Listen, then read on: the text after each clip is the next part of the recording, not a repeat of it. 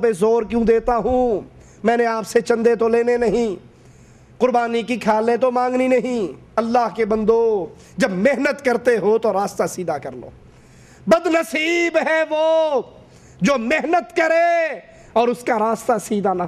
آپ سوچتے نہیں بدھ جمعرات جمعے 3 دن چھٹی لے کے انسان عمرے پہ نکلتا ہے، بہترین گاڑی اس نے رینٹ پہ لی، عمرے کے لیے جا رہا ہے، رخصہ اقامہ اس کے پاس ہے، گاڑی کے کاغذات اس کے پاس ہے، ٹینکی پٹرول سے بھری ہوئی ہے، 5ویں گیئر میں گاڑی کو دوڑا رہا ہے، لیکن اس کا رخ مکہ شریف کی بجائے دمام کی طرف ہے اور یہ گاڑی بھگا رہا ہے، دوڑ رہا ہے۔ کیا یہ بد نصیب نہیں ہے؟ اس کی چھٹی بھی ضائع ہو گئی، اس کی محنت بھی ضائع ہوئی، اس کا پیسہ بھی ضائع ہوا اور یہ منزل مقصود پہ نہ پہنچ سکا۔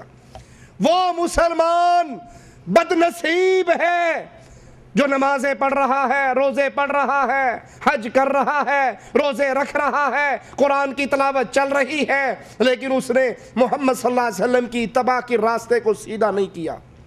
کہتا بس نماز پڑھ لینی چاہیے، کافی ہے، اللہ خیر صلی اللہ، قرآن پڑھ لینا چاہیے۔ دین کیا ہے؟ اسلام کیا ہے؟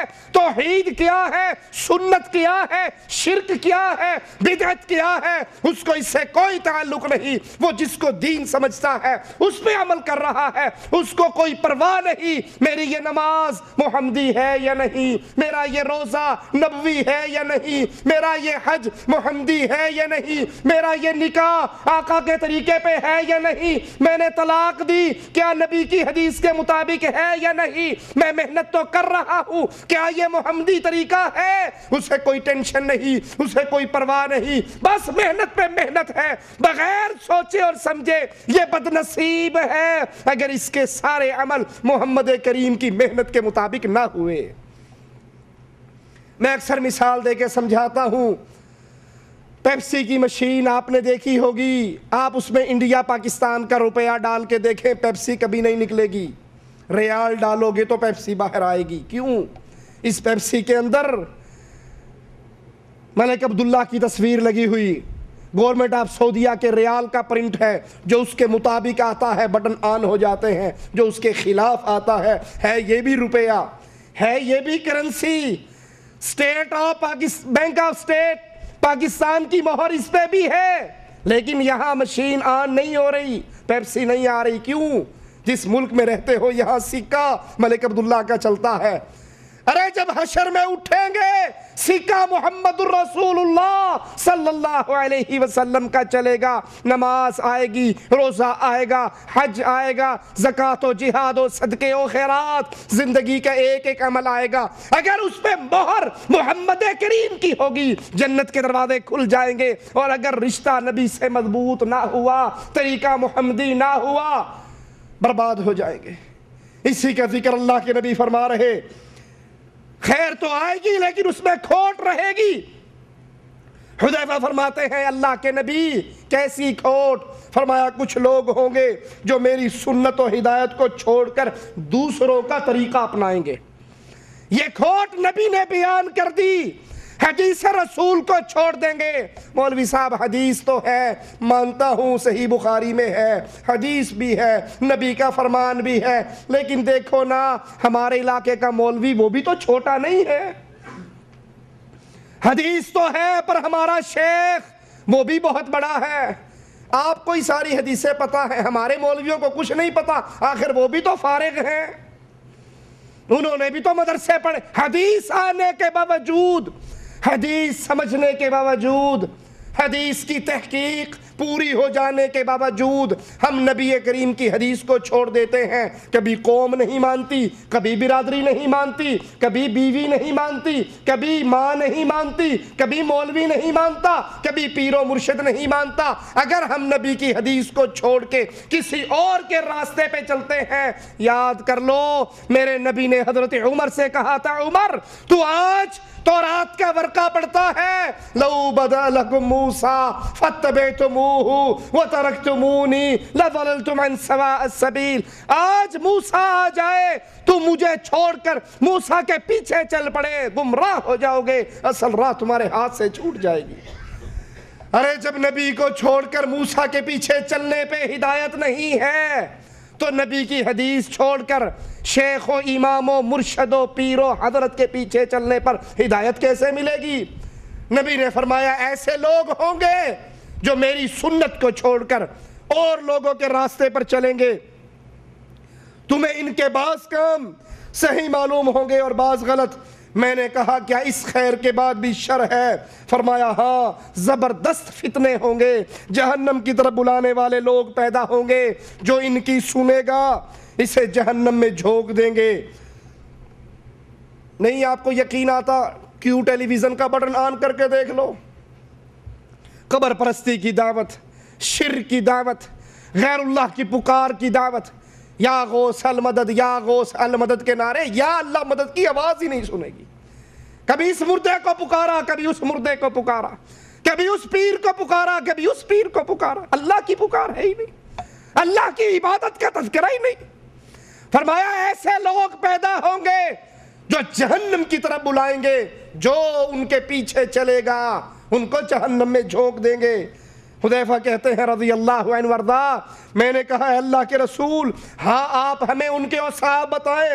فرمایا وہ ہم میں سے ہوں گے، ہماری زبان بولیں گے، جہنم کی طرف بلانے والے، قبروں کی عبادت کی طرف بلانے والے، غیر اللہ کی پوجا کی طرف بلانے والے، حسین کے نام کی سبیل کی طرف بلانے والے، محرم کے اندر تعزیے نکال کر صحابہ کو گالیاں دینے والے ہم میں سے ہوں گے، ہماری زبان بولیں گے، ہم جیسے انسان ہوں گے، ہماری قوم میں سے ہوں گے، زبان بھی ہم جیسے ہوگی اور ان کا پکار جہنم کی طرف بلانے والی۔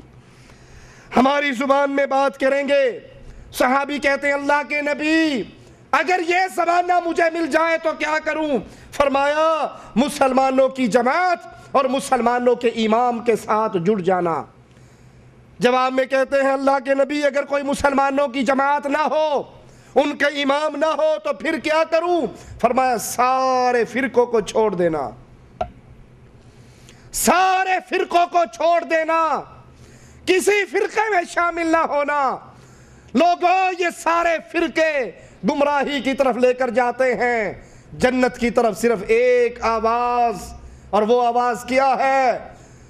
تم کسی فرقے میں شامل نہ ہو، کسی کو اپنا مرشد اور پیر نہ پکڑو، آؤ اس جماعت میں شامل ہو جاؤ جس میں بلال شامل ہوئے تھے، تو سیدنا بلال بن گئے تھے۔ اس میں شامل ہو جاؤ جس میں ابو بکر آئے صدیق اعظم بنے، فاروق آئے عمر ابن خطاب فاروق اعظم بنے، ابو بکر صدیق اکبر بنے، ابو عبیدہ امین امت بنے، خالد سیف اللہ بنے۔ اور وہ جماعت کیا تھی؟ اللہ کا قرآن اور محمد کا فرمان تھامنے والی، کوئی تیسری چیز نہیں۔ آپ نے فرمایا سب فرقوں سے الگ ہو کر، سب فرقوں سے کنارہ کشی کر لینا، اگر تمہیں کسی درخت کی جڑ سے چمٹنا پڑے تو چمٹ جانا، یہاں تک کہ تمہیں اسی حال میں موت آ جائے۔ آج بھی فرقوں کا طوفان ہے، یہ فرقہ وہ فرقہ، یہ جماعت وہ جماعت۔ حق کیا ہے؟ حق وہ ہے جس کے بارے میں اللہ کے نبی نے فرمایا ما انا علیہ واصحابی، جس دین پر میں اور میرے صحابہ ہیں یہ جنت میں جانے والے ہیں۔ نبی اور آپ کے صحابہ اللہ کے قرآن پر تھے، محمد علیہ السلام کے فرمان پر تھے۔ کوئی ملاوٹ، کسی حضرت کا نام، کسی فرقے کا تذکرہ وہاں پر نہیں۔ صحیح مسلم کی روایت میں اتنا اضافہ ہے، اس کے بعد کیا ہوگا؟ فرمایا اس کے بعد دجال ظاہر ہوگا، دجال کے پاس ایک نہر ہوگی اور ایک جہنم ہوگی، جو اس کی جہنم میں داخل ہو گیا اس کا اجر ثابت ہو جائے گا، اس کے گناہ معاف ہو جائیں گے، اور جو دجال کی نہر میں داخل ہوگا اس کا گناہ واجب ہو جائے گا، اس کا اجر ضائع ہو جائے گا۔ میں نے فرمایا اللہ کے نبی اس کے بعد کیا ہے؟ فرمایا اس کے بعد قیامت قائم ہوگی۔ ابو العالیہ فرماتے ہیں اسلام کی تعلیم حاصل کرو، اور جب اسلام کی تعلیم حاصل کر لو تو اس سے منہ نہ موڑو، صراط مستقیم پہ چلتے رہو، وہی اسلام، اور اسے چھوڑ کر دائیں بائیں نہ مڑو، اپنے نبی کی سنت پہ عمل پیرا رہو، غلط عقائد و بدعات کے قریب مت جاؤ۔ موٹی موٹی باتیں آپ کو سمجھا رہا ہوں، یاد کر لیجئے۔ آپ نے دیکھنا ہو حق کیا ہے باطل کیا ہے، میرے نبی کے زمانے کی طرف اس بات کو لوٹائیے۔ قبروں پہ ہونے والے عرسوں کو دیکھو، نبی کے دور میں خدیجہ رضی اللہ تعالی عنہا کی قبر کو دیکھو، کیا نبی نے اپنی بیوی کی قبر پہ میلے لگوائے؟ حجویری کی قبر کو پوجنے والوں، کیا رسول اللہ نے حمزہ کی قبر کی پوجا کروائی؟ بابا اجمیر کی قبر پہ عرس لگانے والوں، کیا نبی نے اپنی بیٹیوں اور بیٹوں کی قبروں پہ عرس لگوائے؟ اگر لگوائے تو دین، اور اگر نہیں اس کا وجود وہاں ملتا تو پھر یہ دین نہیں ہے۔ کوئی مسئلہ دیکھنا ہو، لاؤ میرے نبی کے دور پہ لوٹا دو۔ اللہ کے نبی کے دور میں یہ کام تھا، اگر وہ ہوتا تو قرآن میں ہوتا، حدیث میں ہوتا، اور اگر نہیں تو سمجھ لو یہ دین نہیں ہے۔ دین میرے نبی کی زندگی میں پورا ہو گیا، اس کے بعد جو چیز آئی وہ میڈ ان انڈیا ہے، وہ میڈ ان پاکستان ہے، وہ بربادی کا راستہ ہے۔ وہ ہدایت کا راستہ ہوتا تو نبی دے کر جاتے صلی اللہ علیہ وسلم۔ عبداللہ ابن مسعود رضی اللہ عنہ وارضاہ سے روایت ہے، فرماتے ہیں رسول اللہ صلی اللہ علیہ وسلم نے ایک لکیر کھینچی، دیکھیے اللہ کے نبی، ہمارے ماں باپ قربان ہو جائیں رسول اللہ صلی اللہ علیہ وسلم پر، دین کو کتنا واضح کر گئے۔ اب بھی ہم ہدایت نہ پائیں، اب بھی ہم تحقیق نہ کریں۔ کوئی شیعوں کے گھر پیدا ہو گیا تو ساری عمر شیعہ رہے کیونکہ شیعوں کے گھر پیدا ہوا، کوئی بریلویوں کے گھر پیدا ہوا ساری عمر قبر پوجتا رہے کیونکہ بریلویوں کے گھر پیدا ہوا۔ دین کسی کے باپ کی ٹھیکیداری نہیں ہے، کسی کی جاگیر نہیں ہے، دین وہ ہے جو عرش والے نے محمد کریم پر اتار دیا صلی اللہ علیہ وسلم۔ دو چیزوں میں بند، اللہ کی کتاب، نبی کا فرمان۔ ابن مسعود فرماتے ہیں اللہ کے نبی نے ایک لائن لگائی، سیدھی لائن لگائی اور فرمایا یہ سیدھا اللہ کا راستہ ہے۔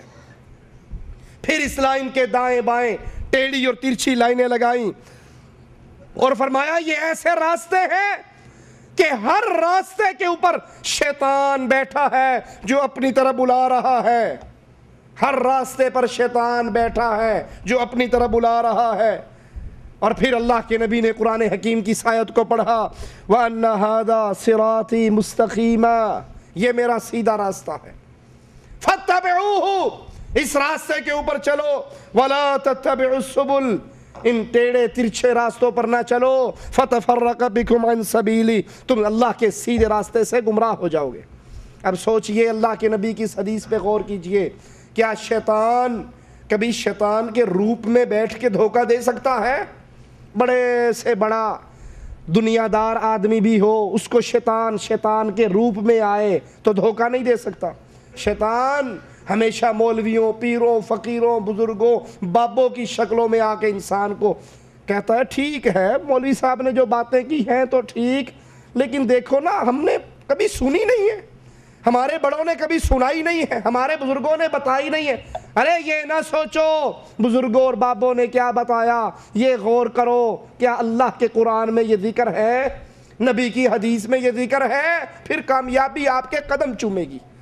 اگر آپ نے زندگی میں اصول بنا لیا کہ ہر وہ بات مانی جائے گی جو اللہ کی کتاب میں آ جائے، جو نبی کی حدیث میں آ جائے، اور جو قرآن و حدیث سے ٹکرائے وہ کسی بڑے سے بڑے کی بات ہو اس کو ٹھوکر ماری جائے گی، کیونکہ سب سے بڑوں سے بڑا محمد الرسول اللہ ہے مخلوقات میں صلی اللہ علیہ وسلم۔